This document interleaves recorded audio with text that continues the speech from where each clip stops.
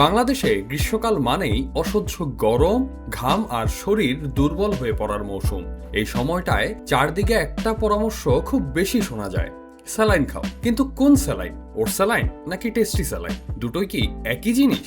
কখন কোনটা দরকার? এই প্রশ্নগুলোর উত্তর না জেনে স্যালাইন খেলে উপকারের বদলে ক্ষতিও হতে পারে।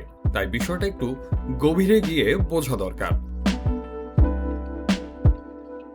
মানব শরীরের প্রায় 60% পানি।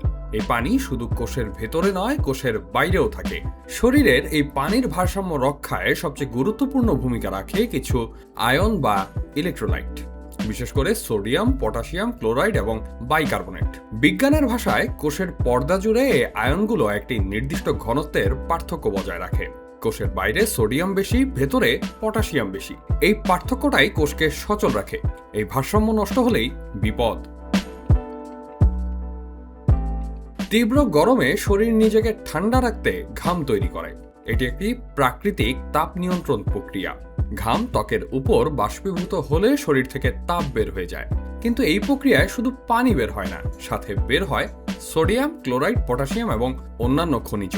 গবেষণায় দেখা গেছে মানুষ ঘন্টায় আধা লিটার থেকে 2 লিটার পর্যন্ত ঘাম নিঃসরণ করতে পারে এবং প্রতি লিটার ঘামে 30 থেকে 70 মিলি ইকুইভ্যালেন্ট সোডিয়াম থাকে। দীর্ঘ সময় রোদে কাজ করলে বা ব্যায়াম করলে শরীর থেকে উল্লেখযোগ্য পরিমাণ সোডিয়াম বের হয়ে যায়।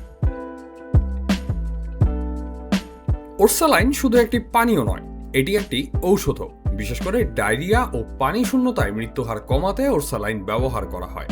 ওরসালাইন পানির মিশ্রণটিতে রয়েছে sodium chloride, sodium citrate, potassium chloride এবং অ্যানহাইড্রাস গ্লুকোজ, যা রক্তের অসমোলিটির কাছে একটি দ্রবণ তৈরি করে, যার ফলে শরীর খুব সহজে ও দ্রুত এটি শোষণ করতে পারে।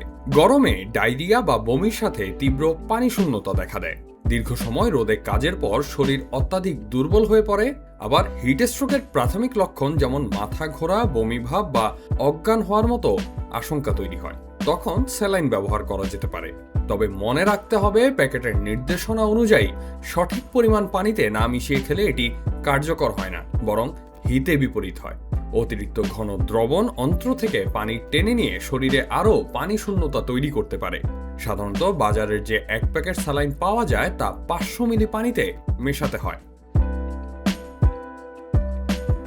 এবার আসি টেস্টি স্যালাইনের কথায়। টেস্টি স্যালাইন মূলত একটি বাণিজ্যিক ফ্লেভার্ড ইলেকট্রোলাইট পানীয়। এতে কিছু সোডিয়াম, পটাশিয়াম ও ক্লোরাইড থাকলেও পরিমাণ ও অনুপাত ওরসালাইনের মতো নয়। সবচেয়ে বড় পার্থক্য হলো এতে চিনির পরিমাণ অনেক বেশি এবং সোডিয়াম তুলনামূলক কম।